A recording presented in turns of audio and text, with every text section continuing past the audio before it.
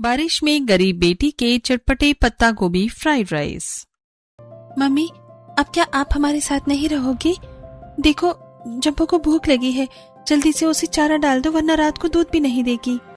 हाँ मम्मी, मुझे फिर दूध पिए बिना नींद भी नहीं आती है। आप जम्बो पर ध्यान दो, सब्जी का हम दोनों बहनें देख लेंगे। सरला के एक बेटा और 2 बेटियां हैं।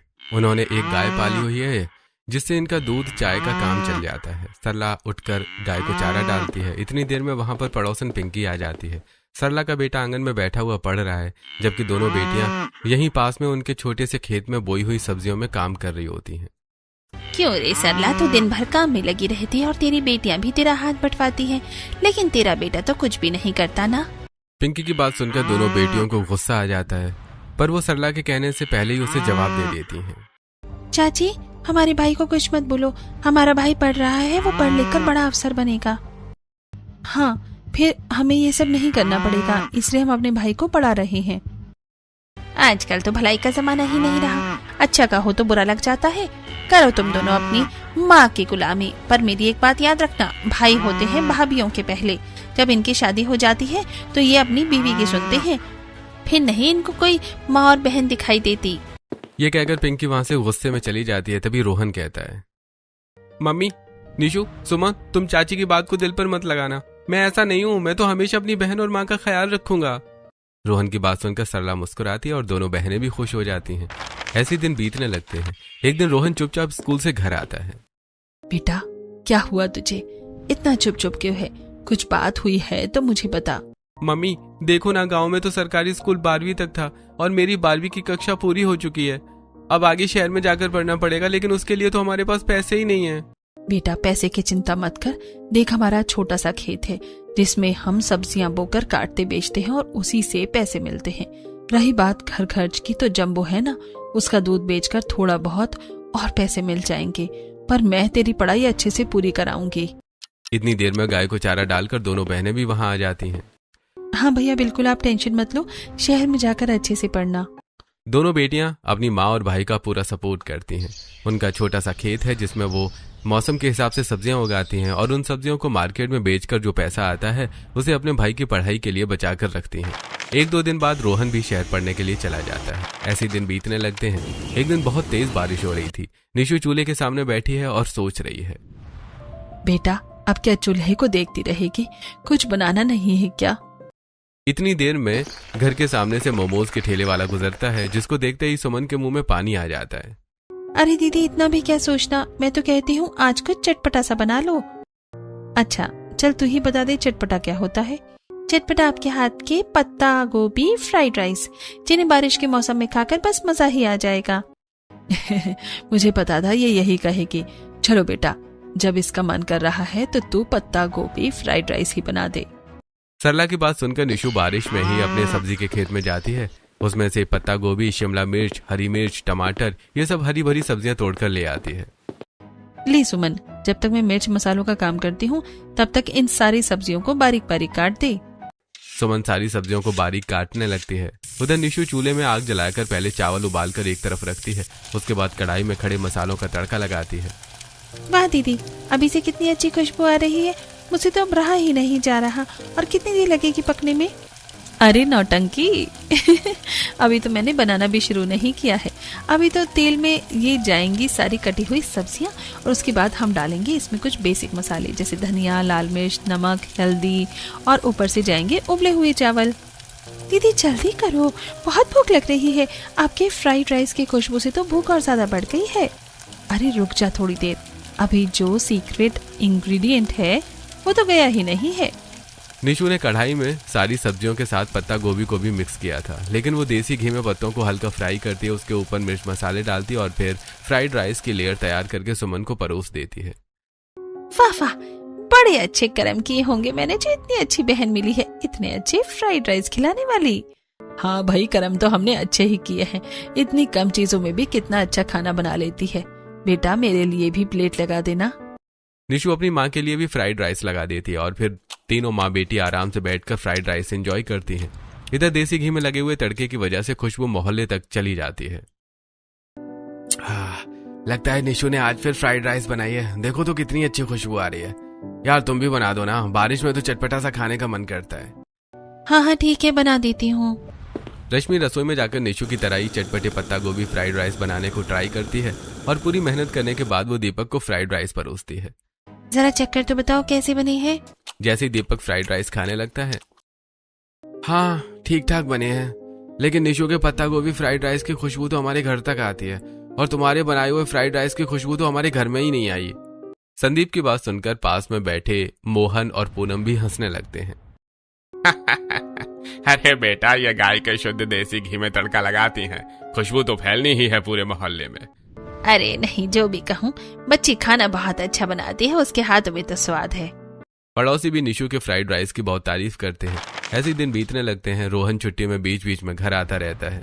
बेटा ये ले, मैंने कुछ पैसे जोड़े थे दूध और सब्जी बेचकर, इनसे तू अपने कॉलेज की फीस भर देना। मम्मी, आप लोग मेरे लिए कितनी मेहनत करते हो। मैंने शुरू में कहा था मैं पार्ट टाइम काम कर लूंगा, लेकिन आपने मना कर दिया। भाई तू काम करेगा या पढ़ेगा? काम पर ध्यान मत दे, बस सीधा बड़ी जॉब लेना। हाँ हाँ बिल्कुल, बड़ी जॉब लूंगा और फिर आप लोगों को भी अपने साथ शहर ले जाऊंगा। हम अच्छी जिंदगी जिएंगे। रोहन की बात सुनकर दोनों बहनें और उनकी माँ खुश हो जाती हैं। ऐसे दिन बीतने लगते हैं। फाइनली रोहन की पढ़ाई पूरी हो जाती है और 3 साल बाद। अरे सरला, तेरी तबीयत तो आजकल ठीक नहीं रहती है। देख, अब तो रोहन की पढ़ाई भी पूरी हो गई है और फिर 2 बेटियां हैं, उनकी भी शादी करनी है। तो तू पहले रोहन की शादी कर ले, कम से कम तेरा ख्याल रखने के लिए बहू तो आ जाएगी। नहीं तो क्या बहन, कब तक ऐसे खुद ही काम करती रहोगी? अब तो उम्र हो गई है तेरी बहू लाने की। भाई शादी तो करनी ही है। अगर तुम्हारी नजर में कोई मेरे घर के लायक अच्छी सी संस्कारी लड़की हो तो बताना। हाँ हाँ बहन, जरूर, रिश्ते तो दूसरों के द्वारा ही होते हैं। इस तरह पड़ोसने बैठकर आपस में बातें करती हैं और वहां से चली जाती हैं। उनके जाने के बाद रोहन थोड़ा चुप हो जाता है। बेटा तू क्या कहता है? फिर अब तो तेरी पढ़ाई भी पूरी हो गई है, जॉब भी लग ही जाएगी, तो तेरे लिए लड़की देख लूं। सरला की बात सुनकर रोहन चुप हो जाता है। भैया क्या हुआ, आप बात क्यों नहीं कर रहे? कुछ शादी करनी भी है या नहीं? मम्मी, मैंने अपने लिए लड़की पसंद कर लिया है और मैं आप लोगों को बताने वाला था। मुझे एक अच्छी नौकरी भी मिल गई है। नौकरी का नाम सुनते ही दोनों बहनें खुशी से उछलने लगती हैं। अरे वाह, मतलब अब हमारे अच्छे दिन आ गए हैं। अब हम भी शहर में बड़े घर में रहेंगे और अब हमें यहाँ गांव में काम नहीं करना पड़ेगा। चुप हो जाओ तुम दोनों। बेटा कौन है लड़की, कैसी है? तू उसे अच्छे से जानता भी है या नहीं? हाँ मम्मी, मेरे साथ ही पढ़ती थी, बहुत अच्छी है और उसके घर वालों को भी शादी से कोई ऐतराज नहीं है। चल बेटा, जहाँ मेरे बच्चे खुश हैं मैं तो वहीं खुश हूँ। जब तुम्हारी मर्जी है तो कर लो तुम शादी। माँ का जवाब सुनकर रोहन बहुत खुश हो जाता है। वो अपनी माँ को गले लगा लेता है। इस तरह रोहन अपनी माँ और दोनों बहनों को साथ ले जाता है। वहीं पर इन दोनों की शादी होती है। सरला अपने दोनों बच्चों को आशीर्वाद देती है। बेटा शादी तो तुमने शहर में कर ली, लेकिन अब गांव चलते हैं, गांव वालों को भी तुम्हारी शादी की दावत देनी है ना। इतना सुनते ही श्वेता रोहन का हाथ पकड़कर साइड में ले जाती है। मैंने तुमसे पहले ही कहा था मैं गांव नहीं जाऊंगी। रोहन श्वेता को बहुत समझाता है, लेकिन वो उसकी एक बात नहीं मानती। इधर सरला अपनी दोनों बेटियों के साथ निराश होकर शहर से घर आ जाती है। बेटा और बहू दोनों में से कोई उसके साथ नहीं आता। ऐसे दिन बीतने लगते हैं। जब लोगों को रोहन के बारे में पता लगता है तो वो भी तरह तरह की बातें बनाने लगते हैं। अरे रोहन को जरा भी शर्म नहीं आई। अपने पिता की मौत के बाद उसे अपनी माँ और बहनों का ध्यान रखना चाहिए था, लेकिन वो तो उल्टा अपनी बहुरिया को लेकर फरार हो गया। ऐसे ही होते हैं आजकल के लड़के, शहर में रहते हैं और वहीं की रंगत में रंग जाते हैं। बताओ सरला कैसे करेगी अपनी दोनों बेटियों के हाथ पीले? मैं तो पहले ही कहती थी इस लड़के पर इतना ध्यान मत लगाओ। आज अगर इसने अपनी बेटियों को पढ़ाया होता तो वो उसके साथ कहीं भी ऐसा नहीं करती। लोग उल्टा ही सरला को बातें सुनाने लगते हैं। इधर ऐसे ही दिन बीतने लगते हैं और अब बरसात का मौसम शुरू हो गया है। लगातार 2 दिनों से बारिश हो रही है। मम्मी, अगर ऐसे ही बारिश होती रही तो हमारी तो सारी सब्जियां खराब हो जाएंगी। और गांव में इतना पानी भरा हुआ है, उस पानी से निकलकर मंडी जाना तो महाभारत है। बेटा देखते हैं, भगवान ने कुछ तो सोचा ही होगा हमारे लिए, वही सबका मालिक है। तीनों माँ बेटी अपने घर में हाथ जोड़कर बैठी होती हैं। लगातार बारिश की वजह से घर का राशन भी खत्म हो गया है। न ये सब्जी बेचने मंडी जा पा रही हैं और न ही इनके घर में अब एक भी रुपया बचा है। इधर रोहन अपनी शादीशुदा जिंदगी में खुश है और वो अपने घर वालों की कोई खैर खबर नहीं लेता और न ही उन्हें पैसे भेजता है। एक दिन, अरे बेटा, तू बारिश में यहाँ क्या कर रही है? आंटी, बारिश तो लगातार आ रही है, 3-4 दिनों से, लेकिन मेरा आप सब लोगों से मिलने का बहुत मन कर रहा था, तो सोचा अगर आपके हाल चाल पूछ लूं। दरअसल कोमल को जब रोहन के बारे में पता लगता है कि उसने शादी कर ली है और वो शहर जाकर रहने लगा है और इन लोगों को पैसे भी नहीं भेजता, तो उससे रहा नहीं जाता और वो अपने दोस्त की खैर खबर लेने आ जाती है। बिल्कुल सही टाइम पर आई है। देख, तेरी फेवरेट पत्ता गोभी फ्राइड राइस बनाने वाली हूँ। अरे वाह, बारिश में तुम्हारे हाथ के चटपटे पत्ता गोभी फ्राइड राइस खाने को मिलेंगे, बस और चाहिए ही क्या। वैसे तो इनके घर में थोड़े से चावल पड़े थे, सब्जी इनके घर की थी, तो निशु फटाफट सारी सब्जियां काट कर कढ़ाई में थोड़ा सा देसी घी का तड़का लगाती और फ्राइड राइस बनाने लगती है। अरे भाई, कितनी अच्छी खुशबू आ रही है, और कितना टाइम लगेगा पकाने में, मुझे तो अब रहा ही नहीं जा रहा। हाँ, बस 2 मिनट रुक, हो गई तुम्हारी फरमाइश पूरी। निशु कोमल के लिए एक थाली में फ्राइड पत्ता गोभी रखती है, उसके ऊपर चावल, उसके ऊपर उसने थोड़े भुने हुए प्याज डाले हैं जिनमें से बहुत अच्छी खुशबू आती है। कोमल बड़े प्यार से फ्राइड राइस खाती है। बहन, मैं तुझे पहले भी कहती थी और अब भी कह रही हूँ, अगर तू ये फ्राइड राइस बेचेगी ना तो सच में लोग दूसरा जंक फूड खाना बंद कर देंगे। अरे बेटा, ये सब कहने की बात होती है, जब काम करने लगते हैं तो ऐसा कुछ नहीं होता। कोमल सरला की बातों पर ध्यान नहीं देती, आराम से इन सबके साथ फ्राइड राइस एंजॉय करती है। फ्राइड राइस खाने के बाद कोमल कहती है, आंटी, मैंने सुना है भैया ने शादी कर ली है और अब वो आप लोगों को पैसे वगैरह भी नहीं भेजते हैं। कोमल की बात सुनकर उनकी आंखों में आंसू आ जाता है। बेटा, क्या कर सकते हैं, बड़े होकर बच्चे माँ बाप की सेवा करेंगे या नहीं, ये पहले से तो पता नहीं होता ना। वो सब तो ठीक है, लेकिन अब आप लोगों ने क्या सोचा है, आपका कैसे चलेगा आप घर? पता नहीं दीदी, देखो हमारी तो सब्जियां भी सारी बारिश में खराब होने लगी हैं, ऊपर से इतनी तेज बारिश में मंडी में बेचने जाने के लिए भी नहीं जा पा रहे हैं। हाँ, मैं सब समझ रही हूँ, इसीलिए ही मैं आई हूँ। निशु, मैं तुझे सलाह देती हूँ कि तू ये फ्राइड राइस बेचना शुरू कर दे, सच में अच्छा काम चलेगा तेरा। यार, ऐसे कहने से काम शुरू हो जाता तो मैं जरूर कर लेती। देखना, ना ही हमारे पास चावल खरीदने तक के पैसे भी हैं, मिर्च मसालों के लिए, और ना ही ठेला खरीदने के लिए। पागल, ये सब चिंता मत कर, दोस्त किस लिए होते हैं, यहाँ सारे काम मैं करा दूंगी। तू बस कल से ही अपनी नुक्कड़ वाली जगह पर, जहाँ सब लोग फास्ट फूड वगैरह बेचते हैं, वहाँ अपना ठेला लगाना, बस तो तैयारी शुरू कर दे। कोमल निशु को सपोर्ट करती है और उसे हौसला देती है। कल से 3 बजे से लेकर शाम 7 बजे तक वहाँ पर अच्छा काम चलता है, मैं उससे पहले ही तुम्हारे घर पर ठेला भिजवा दूंगी। और ये लो कुछ पैसे, इसे तुम चावल वगैरह खरीद लेना, सब्जी तो तुम्हारे खेत में ही लगी हुई है। अरे बेटा, तुम दूसरी होकर भी हमारी इतनी मदद कर रही हो, और एक हमारा खुद का बेटा है जिसने हमें भूखे मरने के लिए ही छोड़ दिया है। कोई बात नहीं आंटी जी, भैया को जब अकल आएगी तो देखना, उन्हें पछतावा होगा। इस तरह कोमल उनका पूरा सेटअप तैयार कराकर वहां से चली जाती है। कोमल के दिए हुए पैसे से दोनों बहनें बाजार जाती हैं, वहां से चावल, मिर्च, मसाले ये सब खरीद लाती हैं। ऐसी अगली सुबह होती है, दोपहर के 12 बजे। दीदी देखो, बारिश बंद हो गई है, अब हम आराम से अपना ठेला लगा पाएंगे। पहले तैयारी तो कर लो, सब्जी काटने में बहुत टाइम लगता है। एक काम कर, तू सारी सब्जियां छोटी छोटी काट, तब तक मैं अभी चावल वगैरह धोकर रख लेती हूँ। मेरी बच्चियां कितनी मेहनत कर रही हैं, भगवान इन्हें कामयाबी दे। सुमन सारी सब्जियों को छोटा छोटा काट लेती है। इधर सरला एक डिब्बे में गाय का देसी घी रखती है, दूसरी तरफ निशु ने चावल धोकर एक पतीले में रख लिए हैं। इतनी देर में कोमल भी ठेला भिजवा देती है। तीनों मिलकर उसमें सामान रखती हैं। इसमें ये गैस स्टोव रख, और ये मिर्च मसाले वाली मसालदानी एक तरफ रख ले, और ये कुछ प्लेटें हैं जिसमें हम ग्राहकों को फ्राइड राइस सर्व करेंगे। हाँ दीदी, मैं आपके साथ ही तो चल रही हूँ, मैं रख लेती हूँ सारी चीजें। दोनों बहनें सारा सामान रखकर करीब 3 बजे घर से ठेला लेकर निकल जाती हैं। नुक्कड़ पर चाउमीन, मोमोज, बर्गर, इन सब के ठेले लगे हुए हैं और लोग आते हैं और चाउमीन बर्गर खाने लगते हैं। दोनों बहनों को खड़े हुए 5 बज जाते हैं। दीदी, ये क्या, फ्राइड राइस के बारे में तो कोई सोच भी नहीं रहा। तुम लोगों को ही लगता था कि अगर मैं ठेला लगाऊंगी तो सब कुछ बिक जाएगा। दोनों बहनें वहां खड़े हुए ग्राहक का इंतजार करती हैं। अरे भाई, बारिश में बर्गर, चाउमीन, मोमोज ही अच्छे लगते हैं, ये फ्राइड राइस कौन खाएगा? लोग उनके ठेले को देखते हैं, रास्ते में वहां से निकल जाते हैं। करीब 6 बज गए हैं। अब कोमल भी वहां आ गई है। अरे यार, क्या अभी तक कोई ग्राहक नहीं आया? दरअसल मुझे कुछ काम था तो मैं इसलिए थोड़ा लेट से आई हूँ। दीदी 3 बजे से खड़े हैं, अभी तक तो किसी ने हमारी तरफ देखा भी नहीं है। कोई बात नहीं, तुम एक काम करो, अपनी फ्राइड राइस में तड़का लगाओ, तुम्हारी पहली कस्टमर मैं ही बनूंगी। ये सुनकर निशु को जोश आ जाता है। वो फटाफट गैस स्टोव पर कढ़ाई चढ़ाती है, उसमें थोड़ा सा देसी घी डालती है और उसमें पत्ता गोभी, लहसुन, प्याज, अदरक और बाकी सारी सब्जियों का तड़का लगा देती है। जैसे ही देसी घी में पत्ता गोभी जाती है तो उसकी खुशबू चारों तरफ फैलने लगती है। अरे भाई, ये इतनी अच्छी खुशबू कहाँ से आ रही है? ये खुशबू ना तो बर्गर की है और ना ही मोमोज की। हाँ सच में, इस खुशबू से तो मुझे भूख सी लगने लगी है। अरे वाह, देखो एक लड़की फ्राइड राइस बना रही है, वहीं से आ रही है ये खुशबू। चलो जाकर खाते हैं। निशु बना तो कोमल के लिए रही थी, लेकिन इतनी देर में लोग खुशबू से उसके ठेले की तरफ आने लगते हैं। बहन जी, हमारे लिए एक प्लेट लगा देना। हाँ हाँ, मेरे लिए भी लगा दो एक प्लेट। यार जल्दी कर, पहले इनको खिला दे, मैं बाद में खा लूंगी। कोमल भी इनकी हेल्प करने लगती है। इधर निशु फ्राइड राइस बनाती है, सुमन और कोमल लोगों को फ्राइड राइस सर्व करने लगती है। अरे वाह, इतने स्वादिष्ट फ्राइड राइस तो मैंने आज तक नहीं खाए।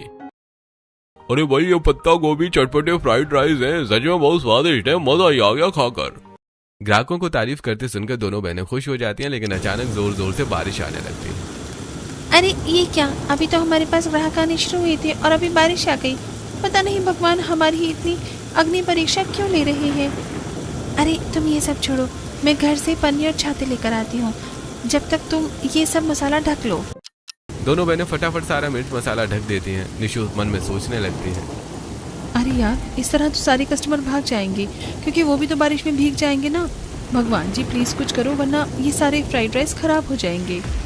निशु को लग रहा था कि बारिश की वजह से ग्राहक भाग जाएंगे, लेकिन उसके फ्राइड पत्ता राइस की खुशबू इतनी अच्छी थी कि लोग बारिश में भी डटकर खड़े रहते हैं। इधर थोड़ी देर में कोमल अपने घर से छाता ले आती है, जिसको वो निशु के ठेले पर ऊपर लगाती है। निशु जल्दी जल्दी आ चलाओ, देखो ग्राहक बारिश में भी इंतजार कर रहे हैं। निशु जल्दी जल्दी गैस स्टोव जलाकर फिर से कढ़ाई रखती है और देसी घी में चटपटे फ्राइड पत्ता राइस का तड़का लगाकर सारी सब्जियों को ऐड करके बना देती है। इधर सुमन और कोमल सबको सर्व करते हैं और इस तरह 7 बजे तक ही इनके लाए हुए सारे चावल खत्म हो जाते हैं। बहन, मेरे लिए भी लगा दो एक प्लेट फ्राइड राइस। भैया अब तो खत्म हो गए हैं, आपने आने में देर कर दी। अरे खुशबू इतनी अच्छी आ रही थी। चलो कोई बात नहीं, आप कल आना, मैं कल आकर जरूर खाऊंगा। ग्राहक की बात सुनकर सुमन और निशु खुश हो जाती हैं और सारा सामान समेटकर अपने घर जाने लगती हैं। यार ये सब कुछ तेरी वजह से हुआ है, तेरा जितना शुक्रिया अदा करो उतना ही कम है। हाँ दीदी, जब अपने साथ छोड़ देते हैं तब आपने हमारा साथ दिया, आप ही सही मायने में हमारी अपनी हो। अरे बस बस, दोनों बहनें मुझे रुलाओगे क्या? और तुम फ्री में मुझे इतने चटपटे पत्ता गोभी फ्राइड राइस खिला रही हो, उसका क्या? वो क्या एहसान नहीं है? अरे यार ऐसा मत बोल, तुझे जितने फ्राइड राइस खाने हैं तो कभी भी खा सकती है। तीनों ऐसी ही बातें करती हैं। कोमल अपने घर चली जाती है और दोनों बारिश में भीगती हुई घर आती हैं। इन्हें खुश देखकर सरला भी खुश हो जाती है। तुम्हारा चेहरा बता रहा है कि तुम्हारा काम अच्छा चल रहा है। मम्मी, शुरुआत तो बहुत बुरी से हुई थी, लेकिन कोमल के आते ही ग्राहक भी आ गए। अरे मम्मी, जब फ्राइड राइस में तड़का लगा तो तभी खुशबू फैली और फिर लोगों से रहा नहीं गया और बारिश में भी लाइन लगाकर खड़े रहे दीदी के ठेले पर। सुमन की बात सुनकर सब हंसने लगते हैं। इधर सरला ने भी अपनी बेटियों के लिए खाने में दाल रोटी बना रखी थी। तीनों माँ बेटी प्यार से दाल रोटी खाती हैं और अगली सुबह होती है। निशु बेटा देखो, मैंने खेत से कुछ हरी सब्जियां निकाल दी हैं, आज तुम्हारे फ्राइड राइस में काम आएंगी। आपने बिल्कुल सही किया, लेकिन ये बारिश तो रुक ही नहीं रही है। ऐसे ही 3 बजते हैं। दोनों बहनें फिर से सारी तैयारी करके अपने वही नुक्कड़ वाली लोकेशन पर जाकर खड़ी हो जाती हैं। उनके जाने से पहले ही ग्राहक वहां गए थे। दीदी, आपने कहा था ना कल आना, देखो मैं आपसे पहले आ गया हूँ। अब जल्दी जल्दी बना दो मेरे लिए चटपटे पत्ता गोभी फ्राइड राइस। हाँ भैया, बस 5 मिनट रुको, सारी तैयारियां हो रखी हैं, मैं अभी तड़का लगाकर तैयार करके देती हूँ। जल्दी जल्दी कढ़ाई में देसी घी चढ़ाती है, उसमें जीरा चटकाती है, प्याज टमाटर लहसुन अदरक का पेस्ट डालकर उसमें पत्ता गोभी डालती है और फिर सारी सब्जियों को अच्छे से मिक्स करके उसमें उबले हुए चावल और बेसिक मसाले ऐड कर देती है और ग्राहक को दे देती है। क्या स्वाद है, जितनी अच्छी खुशबू है उससे भी लाजवाब स्वाद है। सच में शहर में भी ऐसे पत्ता गोभी फ्राइड राइस नहीं मिलेंगे।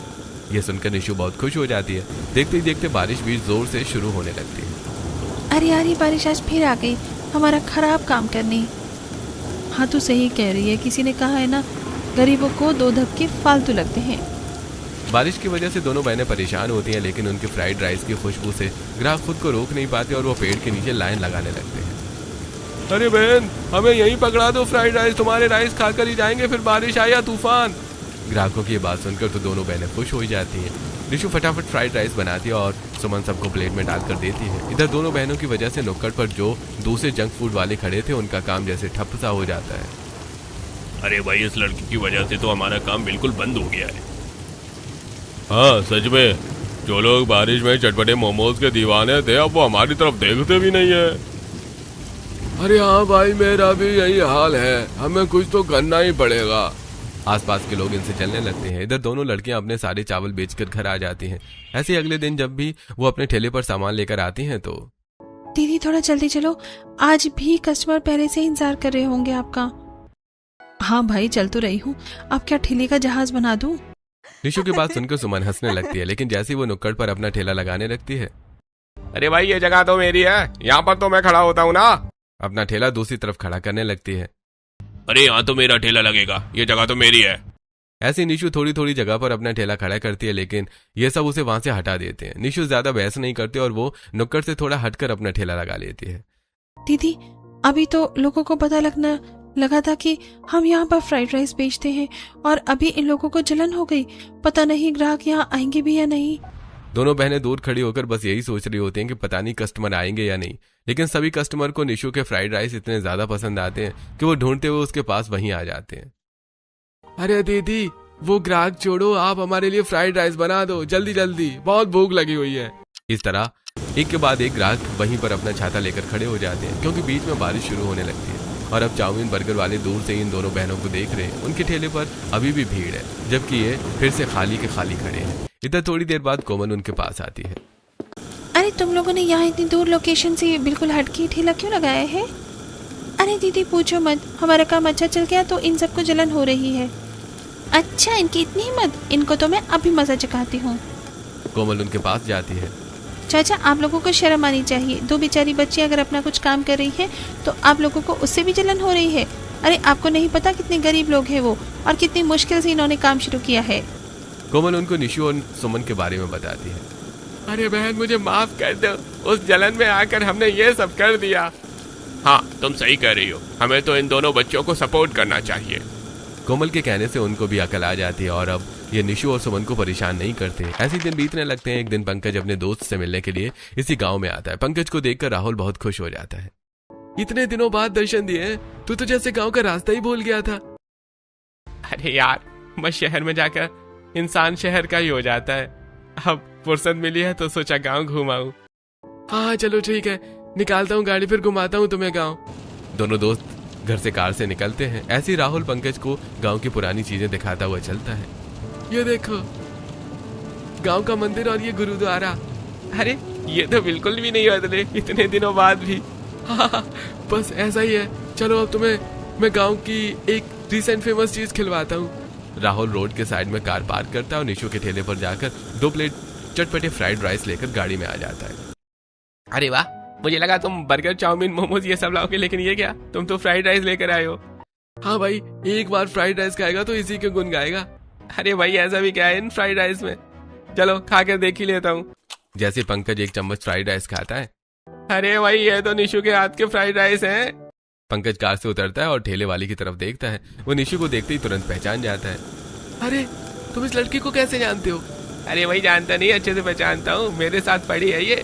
पंकज राहुल को सब बताने लगता है। निशु यार कहाँ हो तुम, जब तुम स्कूल नहीं आती तो मेरा भी मन नहीं लगता। देखो आज मेरी मम्मी ने आलू के पराठे दिए हैं और मैं तुम्हारे लिए भी लेकर आया हूँ। यार 2 दिन से तबीयत ठीक नहीं थी तो मम्मी ने बोला स्कूल मत जा। दोनों आपस में ऐसी बातें कर रहे होते हैं। फ्लोर में पंकज निशु का हाथ पकड़ लेता है। उधर रोहन जैसे ही नीचे आता है वो इन दोनों को ऐसे आपस में बात करते हुए देख लेता है। मैंने 1000 बार कहा है मेरी बहन से दूर रहा कर, और तुझे तो मैं घर जाकर बताता हूँ। रोहन पंकज को मारने लगता है, लेकिन निशु उसके आगे आ जाती है। इधर रोहन निशु का हाथ पकड़कर उसे घर ले आता है। मम्मी मैं पहले बता रहा हूँ, अगर ये स्कूल जाएगी तो मैं स्कूल नहीं जाऊंगा। मम्मी पर वो लड़का बहुत अच्छा है, वो मेरा दोस्त है, उससे ज्यादा कुछ नहीं। मैंने कहा ना, लड़कियों की दोस्त बस लड़कियां होती हैं, लड़के नहीं। रोहन सरला को भड़का देता है और अपनी बात पर अड़ा रहता है। अगर निशु स्कूल जाएगी तो वो भी नहीं जाएगा। इस वजह से सरला निशु का ही स्कूल बंद करवा देती है और आज पूरे 4 साल बाद पंकज और निशु की मुलाकात ऐसे हुई है। पंकज कार से उतरकर निशु के पास जाता है। पंकज को देखते ही निशु उसे पहचान लेती है। पंकज तुम यहाँ कैसे इतने दिन बाद, और क्या चल रहा है तुम्हारी लाइफ में? अरे मेरी लाइफ में तो सब ठीक है, तुम सब अपना बताओ, तुम सब ये क्यों कर रही हो? और तुम्हारा भाई तो पढ़ लिख कर कुछ बड़ा आदमी बन गया होगा ना, क्या वो तुम्हारी जिम्मेदारी नहीं उठा रहा है? पंकज की बात सुनकर निशु चुप हो जाती है और उसे सारी बातें बताती है। अरे कोई बात नहीं, तुम रोना बंद करो, अब मैं आ गया हूं ना। तुमने मेरे दिल में ऐसी जगह बना रखी थी ना, कॉलेज में भी मैं इतनी लड़कियों से मिला, लेकिन किसी से वो वाली फीलिंग नहीं आई यार। नहीं, चल झूठे, मजाक कर रहे। 4 साल हो गए हैं, तेरी लाइफ में कोई लड़की नहीं आई? हाँ नहीं आई। I am sir, trust me. अब तो मुझे फिर से तुम मिल गई हो, तो अब मैं तुमसे ही शादी करूंगा। पंकज की बात सुनकर निशु मुस्कुराने लगती है। दरअसल निशु पंकज से बात करने के लिए ठेले से थोड़ा साइड हट गई थी, लेकिन ये दोनों बातों में इतना खो जाते हैं कि इधर सारे फ्राइड राइस खत्म हो जाते हैं। दीदी यार, अब आ भी जाओ, देखो ग्राहकों की भीड़ लगी है फ्राइड राइस। अरे बाप रे, तुमसे बात करने के चक्कर में मैं तो भूल ही गई कि मैं फ्राइड राइस बेच रही हूँ। अरे रुको, मैं भी तुम्हारी मदद करता हूँ। पंकज भी निशु के साथ जाता है। निशु फटाफट फ्राइड राइस बनाती है। इधर पंकज ग्राहकों को प्लेट में डालकर फ्राइड राइस देता है। ऐसे दिन बीतने लगते हैं। पंकज रोज निशु के ठेले पर आता है, मदद करता है और फिर दोनों साथ में फ्राइड राइस खाते हैं। एक दिन पंकज और निशु को साथ में मोहन देख लेता है। घर जाकर मोहन ये सब पूनम को बताता है और पूनम से रहा नहीं जाता। वो सरला के घर जाती है। सरला, देख अब तेरी बेटियों की उम्र हो गई है, तुझे इनकी शादी कर देनी चाहिए। कहीं ऐसा न हो कि ये खुद ही कुछ कर बैठे। बहन जी, तुम ऐसा क्यों कह रही हो? ऐसा क्या कर दिया मेरी बेटी ने? अरे मोहन ने मुझे बताया था कि एक लड़का आता है रोजाना निशु के ठेले पर, उसकी मदद करता है। दोनों साथ में खाना खाते हैं और खूब हंस के बातें करते हैं। पूनम की बात सुनकर सरला थोड़ा उदास हो जाती है। इधर पूनम तो वहां से चली जाती है। जैसे ही शाम को दोनों बेटियां घर आती हैं। निशु, तूने मुझे बताया नहीं कि तेरे ठेले पर कौन लड़का आता है जिससे तू इतनी बातें करती है? मम्मी, मैं बताना ही भूल गई थी कि वो मेरे वही स्कूल वाला लड़का पंकज है। मम्मी, वो लड़का बहुत अच्छा है, दीदी को पसंद करता है, लेकिन दीदी आपसे कहने से डर रही हैं। ये दोनों शादी करना चाहते हैं। बेटा, जब मैंने अपने बेटे की पसंद से शादी करवाई, जिसने मेरे बारे में कुछ नहीं सोचा, तो भला तू क्यों डर रही है? और तू अगर उसे पसंद करती है तो तू शादी कर सकती है, मैं मना नहीं करूंगी। सरला की बात सुनकर दोनों बहनें खुश हो जाती हैं और एक दूसरे को गले लगा लेती हैं। अगली सुबह जब निशु ये सारी बातें पंकज को बता देती है तो वो भी बहुत खुश हो जाता है। अरे ठीक है, फिर कल ही तुम्हारे लिए घर रिश्ता लेकर आ रहा हूँ। जब कोमल को ऐसा पता चलता है तो उसकी खुशी का कोई ठिकाना नहीं रहता। अगले दिन पंकज के घर वाले रिश्ते के लिए आते हैं और वो इस तरह दोनों की बात पक्की हो जाती है। शादी के बाद भी मैं अपनी मम्मी और बहन को सपोर्ट करूंगी। तुम्हें तो पता ही है मेरे अलावा इनका कोई नहीं है। अरे भाई, मुझे कोई एतराज नहीं है इस बात से। वैसे भी अब तुम ठेले पर नहीं, दुकान में फ्राइड राइस बेचना। पंकज ने सड़क किनारे ही एक किराए पर दुकान खाली करवा दी थी। उसने निशु के साथ मिलकर वो पूरा सेटअप करता है। उस दुकान का नाम रखा है निशु पत्ता गोभी फ्राइड राइस वाली। इस तरह कुछ दिनों में इनकी शादी हो जाती है। शादी के बाद भी निशु और सुमन उस दुकान पर मिलकर काम करते हैं और अब अपना घर भी अच्छा सा बनवा लिया है। इधर श्वेता और रोहन में आए दिन झगड़े बढ़ जाते हैं। रोहन, तुम्हारी सैलरी में मेरा गुजारा नहीं हो रहा है। मैं नहीं रह सकती इतने कम पैसों में गुजारा करके। यार, तुम्हारे लिए मैंने अपने घर वालों को छोड़ दिया, उनको पैसे देना बंद कर दिया। अब क्या मैं खुद बिक जाऊं तुम्हारे लिए? तुम मुझसे कैसे बात कर रही हो? मुझे तुम्हारे साथ रहना ही नहीं है। मुझे तुमसे। रोहन, तुम क्या मुझे डिवोर्स दोगे? मैं खुद तुम्हें डिवोर्स दूंगी। कैसी लड़की हो तुम? तुमने मुझे मेरे घर वालों से ही अलग करवा दिया। तुम्हारे प्यार की पट्टी मेरी आंखों पर ऐसी बंधी थी, मुझे कुछ दिखाई नहीं दे रहा था, लेकिन अब ये पट्टी पूरी तरह से हट चुकी है। रोहन गुस्से में ही श्वेता से सब कुछ फाइनल करने का सोच लेता है और अपने घर आकर सब कुछ अपनी माँ को बता देता है। मम्मी, निशु, सुमन, मुझे माफ कर दो। सच में मेरी गलती माफी के लायक नहीं है, लेकिन मैं हाथ जोड़कर माफी मांगता हूँ। मुझे माफ कर दो। जो भी हुआ, आप लोगों को इतनी मुश्किलें उठानी पड़ी मेरी वजह से। वैसे तो सरला और दोनों बेटी रोहन पर बहुत गुस्सा होती हैं, लेकिन जब वो सच्चे मन से सब कुछ कहता है, सरला की आंखों में पानी आ जाता है और दोनों बहनें भी रोने लगती हैं और रोहन को माफ कर देती हैं। इस तरह पूरा परिवार एक साथ रहने लगता है।